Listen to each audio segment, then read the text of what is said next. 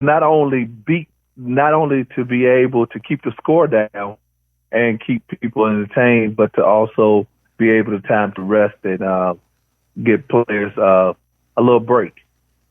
Bruce Barrett. So that's how and that's how basically the thing started. It kept on with the tradition of great basketball and great entertainment in the realm of all of that. The question I get to ask is why they come, because everybody wants to laugh and have a great time. Everybody, it's a joy to be able to put smiles and laughter in people's hearts. And, during my time of the 15 years that I was there, I had people come up to me and say, older couples, or we got engaged and at the Globetrotter game, and we've been married over 50 years now. And that's awesome. People came up and just one that really was an outstanding story to me was a gentleman came up and he had his two little kids, and he was signing autographs afterwards, and they would just take pictures and laugh, and he just started crying. I was like, "Sir, what's wrong?" And he's like, my wife and I, we got a divorce, and this is the first time in a few years that my kids laughed and had a great time. And, and it's because of, he said me at the time, but, what you're doing and what the Globetrotters did, this is something that we'll never forget. And so you got moments like that, and that really are, way more valuable than a trophy. For sure. Definitely. Bruce Barrett on with Paul Gaffney. Well, I tell you, what you just said there, Paul, what you guys did, you made a difference in people's lives, It brought a lot of you went out on me. I heard satisfying, and I don't want to misconstrue that question, but you just said. Yeah, what I was saying is that you were bringing you brought a lot of joy to these young kids, a lot of them very young, and they remember that experience, and then you being able to do something like that has to be very satisfying. Oh, for sure. I mean, it kept you motivated. And then, what was great about, especially during the time that I was there in the times before us, especially, that we hit every area. We had great basketball because, that's what we were known for, and we had great entertainment. So it fit not only, and it wasn't, I guess, so violent that most people say, "Oh, well, it's just a too violent a sport." That we hit the spectrum from young kids to the young at heart. So we hit all spectrums of people. And once you can get people in there to be able to be just human beings, not a male, not a female, not a black, not white, not Democratic, not Republican, Amen. You just got people in there enjoying yourself, then the world is a better place. And for that moment, for those 2 hours, we gave you that. That's why I think the Globetrotters has been around. It's close to 100 years now. So and it continues.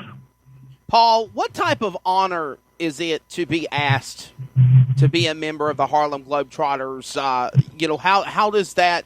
How does that come about? How did you become a member of the team? Wow. I left school here in Tennessee as an All-American here, Tennessee Westland, and then I went to, my agent was in Houston. And during that time, there was a place called Fondy Rec Center where like Akeem Olajuwon, any pro athlete was down there basically during the summer. People that wanted to play, that was, free agents who could play, guys to play from overseas. It was just a melting pot of guys that came down there. Right. And playing there, I got hurt. I was going to Seattle, actually. This is old. The Supersonics. Yes. And I remember them. Hey, I'm 37 years old, but I at least remember the Seattle Supersonics, okay? Thanks. I appreciate it. I'm going to go home and take my Jericho now. So you have to have, for all the young people out there, go to Google the Supersonics. You know where it came from. And so I was going there, got hurt.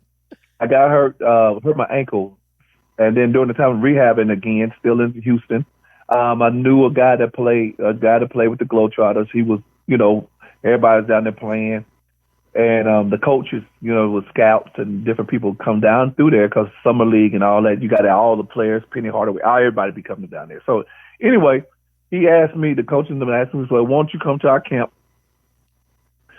first, and then see how you like, and then go from there. I'm thinking, okay, well, I don't know how to spin a ball on my finger or anything of that nature.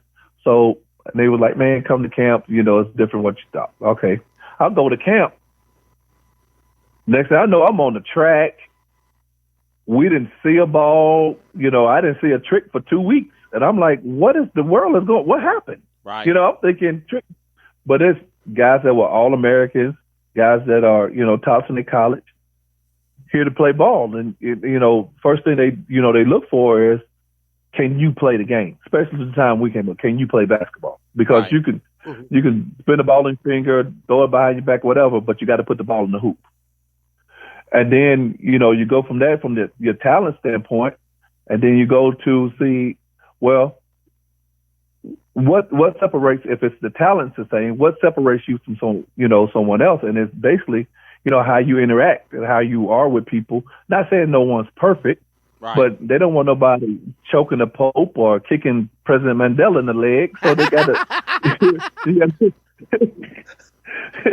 you got to, that separates you from that standpoint. And then thirdly is, what do you bring special to the Globetrotters? We had guys on our team that jumped so high, they got freaking flower mouths when they came down. I mean, you had guys like Michael Wilson, Wild Thing. He was getting Guinness Book of World Records, still is, I think, feet from Memphis, University of Memphis. You just had guys did certain things that were so amazing and so it didn't over top. And mine was, I was just so good looking, they just couldn't let me go. So that was more. that. But the thing is, I think, my personality to interact with the fans to be able to, I was I guess, for the ones older, the master showman, I followed in the great footsteps of Mel Lemon, Goose Tatum, Geese Osby, and Sweet Lou Dunbar. The guys that was basically the straw that stirred the drink. So I got a question. Okay, Bruce, I'm gonna let you ask another question. Go ahead. We're on with Paul Gaffney of the Harlem Globetrotters. Well, I tell you, the thing that I love about y'all, the skits that you did, they just started to become traditional. The time out for the water break. The funniest time, the thing that I saw that the Globetrotters did is when y'all got Howard Cosell on an ABC Wide World of Sports. He was the guy that got dunked. And that stuff is so traditional, and it just goes on, and it never gets old. Wait a minute, Paul. You're saying that y'all dunked the great Howard Cosell, a guy that I wrote I wrote an autobiography on in school, inside of a basket. Is this what happened? Unfortunately I was young and this was before your time. Crayon box. But I seen it. But yes, I mean, I can say that, from that standpoint, if you're an announcer and you wanted at one of the TV games and you're there, you're going to get done. I mean, from Reggie Theus to Mark Cuban to, guys that I could say that I have the pleasure, Gail King, all the people that got running out of there. So it's a lot of people that. So if you're a celebrity and you go to a Harlem Globetrotters game, watch out because somehow or another they're going to play a prank on you. Is what you're saying? That's right. Well, you're gonna be invited some kind of way. Got you. Some kind of way. And one of the things is that everybody that come to a Globetrotter game, and this is one of the great things that Tex Harrison and Geese Osby, that were there when I first started. They were coaches in it, and they always told me, and it always stuck with me, and it sticks with me to today. Anything that I do is every night you go out there like it's your last game, right? And everybody's first game. So you don't get your mental state is like, all right, this could be my last game, but this could be their first game ever seeing the Harlem Globetrotters. Right. What do you want to leave with? And so that's why the energy, the excitement, no matter if you just got in or if you had to ride a donkey to get there, whatever, playing in the bull ring, whatever you had to do. And, if people were there, you just had to turn it on and be able to play the game and play it to the best ability so they'll be able to have memories when they leave.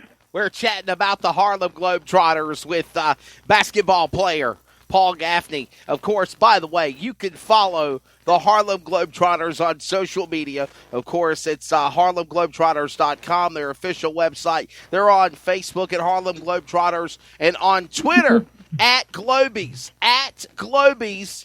That's at GLOBIES on Twitter.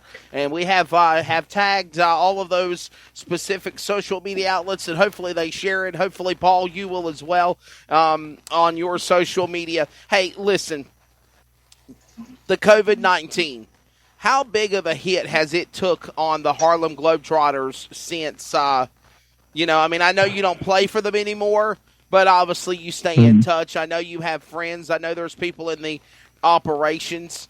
How has it affected the sanction with everything that's going on with around the world with this pandemic? I think not only that it affected the Globetrotters playing. I mean everybody. I mean just people in general. I mean, for myself as being I guess I could say affectionate guy, shaking somebody's hand or giving somebody a hug or things of that nature has hindered a lot of things that you naturally do. And, staying inside and protecting yourself. And I think that's really one of the most important things because you want to you pray for the people that may have been affected by it, that yes. are actually physically affected by it.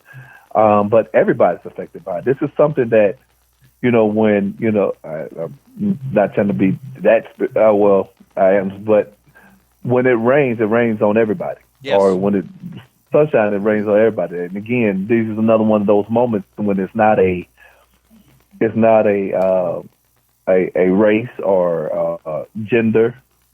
It's, again, human beings that's being affected by something, by a disease or by that is not. It doesn't have a face. It doesn't discriminate. They say the young people don't get it. Young people get it too. Just everybody. Everybody's right. Affected by it. It has halted a lot of things. I mean, things that doing personally. We in the process of doing a school and doing a prep school and a post-grad school and open up facilities. There's a lot of things that's just been hindered, and you can't really schedule anything because everything gets pushed back even more. And I just think that right now it's going to be a lot of things that are lifetime is just different. It's just going to have to be different. So, Paul, to elaborate on that, are we going to see sports players and athletes be different towards fans because of this? Do you feel like there's going to be a separation barrier between being able to have a selfie or a picture with somebody like yourself or shake hands or is there going to be more control after all this is said and done, do you feel, or do you feel like once this is all died out, we're all going to go back to the way we used to be? I don't think we'll ever go back to the way we used to be. I think it was going to take some time for that to happen. You know,